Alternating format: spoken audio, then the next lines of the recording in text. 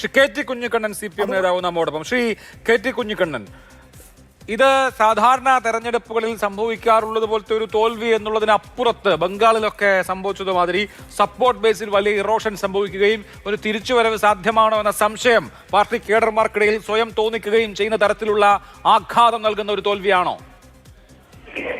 തോൽവി ഗൗരവമുള്ളതാണ്.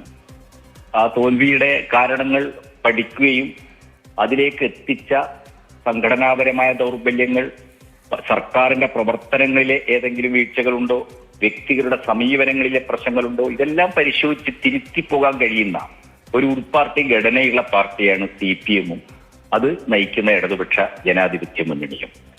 കേരളത്തിലെ കഴിഞ്ഞ 10 വർഷക്കാലം എന്ന് പറയുന്നത് സമാനതകളില്ലാത്ത വികസനം മനുഷ്യ ജീവിതത്തിന്റെ എല്ലാ മണ്ഡലങ്ങളിലും ഉണ്ടാക്കിയ, പ്രത്യേകിച്ച് കേരളത്തിലെ അടിസ്ഥാന സൗകര്യ രംഗത്തൊക്കെ വിസ്മയകരമായ മാറ്റങ്ങൾ ഉണ്ടാക്കിയ ഒരു ഭരണമാണ് 10 വർഷക്കാലം എന്ന് പറയും. നമ്മുടെ വിദ്യാഭ്യാസ രംഗത്തും ആരോഗ്യ രംഗത്തും ഒക്കെ വലിയ മാറ്റങ്ങൾ ഉണ്ടായിട്ടുണ്ട്. പക്ഷെ ആ മാറ്റങ്ങൾ ഉണ്ടായപ്പോഴും ജനങ്ങൾക്കിടയിൽ അതിൻ്റെ ഒരു രാഷ്ട്രീയവും, അതേപോലെ തന്നെ ഇന്ന് രാജ്യം നേരിടുന്ന മതനിരപേക്ഷ നേരിടുന്ന വെല്ലുവിളികൾ, ഇത്തരം വിഷയങ്ങളിൽ ശക്തമായ പ്രതിരോധം തീർക്കുന്ന പ്രചരണങ്ങൾ പ്രത്യയശാസ്ത്രപരമായി തന്നെ മുന്നോട്ട് കൊണ്ടുപോകുന്നതിൽ ഇടതുപക്ഷ ജനാധിപത്യ മുന്നണിക്ക് പലതലങ്ങളിൽ പരിമിതികൾ ഉണ്ടായിട്ടുണ്ട്. അപ്പൊ ക്ഷേമ വികസന പ്രവർത്തനങ്ങൾക്ക് അപ്പുറത്ത് ഇടതുപക്ഷം ചൂഷണവും ജനങ്ങൾക്കിടയിൽ വിവേചനവും ഇല്ലാത്തൊരു സാമൂഹ്യ വ്യവസ്ഥയ്ക്ക് വേണ്ടിയാണ് നിലകൊള്ളുന്നത്. അതുകൊണ്ട് തന്നെ ഇവിടെ എനിക്ക് മുമ്പ് സംസാരിച്ചത് ഗോപാലകൃഷ്ണനാണെന്ന് തോന്നുന്നു. ഞങ്ങൾ സനാതന ധർമ്മത്തിനെതിരെ തന്നെയാണ്.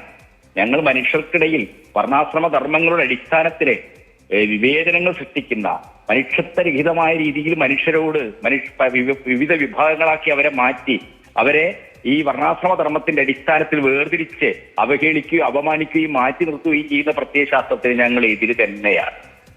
സനാതന ധർമ്മത്തിനെതിരായിട്ടുള്ള വലിയ സമരങ്ങളിലൂടെയാണ് കേരളം അതിന്റെ നവോത്ഥാന ചരിത്രം പൂർത്തീകരിച്ചത്.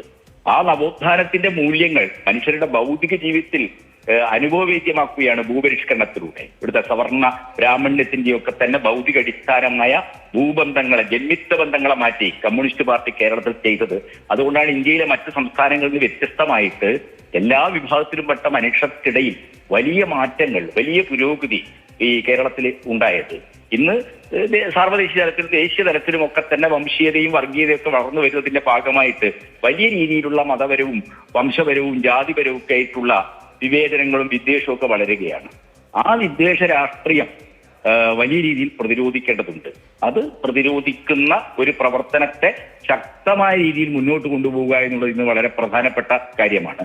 ഏതെങ്കിലും മതത്തെയോ ഏതെങ്കിലും തരത്തിലുള്ള വിഭാഗത്തെയോ ആ മതത്തിന്റെയോ വംശത്തിന്റെയോ ജാതിയുടെയോ പേരിൽ അപമാനിക്കുന്ന, അവരോട് വളരെ വിവേചനപരവും വിദ്വേഷപൂർവമായ സമീപനം സ്വീകരിക്കുന്ന ഒരു തരത്തിലുള്ള പ്രതികരണത്തെയും ഇടതുപക്ഷം, കമ്മ്യൂണിസ്റ്റ് പാർട്ടി, അതൊക്കെ രാഷ്ട്രീയ നിലപാട്. ശ്രീ കെ ടി, എന്തുകൊണ്ട് തോറ്റു എന്ന് അവലോകനം ചെയ്യുമ്പോൾ നിശ്ചയമായും തോൽവി എന്നുള്ളത് സംഭവിച്ചതാണെന്ന് മാത്രമല്ല, പാർട്ടി ശക്തി കേന്ദ്രങ്ങളിൽ പാർട്ടിക്ക് വേണ്ടി വോട്ട് ചെയ്തുകൊണ്ടിരുന്ന ജനവിഭാഗം, പാർട്ടിക്ക് വേണ്ടി ഒരു കടമ എന്നതുപോലെ വോട്ട് ചെയ്തുകൊണ്ടിരുന്ന വിഭാഗം ഇത്തവണ വോട്ട് ചെയ്യാതിരിക്കുകയും വോട്ട് വേറെ ആളുകൾക്ക് കൊടുക്കുകയും ചെയ്തു എന്നുള്ളത് എന്തുകൊണ്ട് എന്ന് ആത്മവിമർശനപരമായി ഉൾക്കൊള്ളാനുള്ള, അല്ലെങ്കിൽ അത് പരിശോധിക്കാനുള്ള ബാധ്യതയല്ലേ ഇപ്പോൾ ഏറ്റവും അടിയന്തരമായി കമ്മ്യൂണിസ്റ്റ് പാർട്ടിക്കുള്ളത്?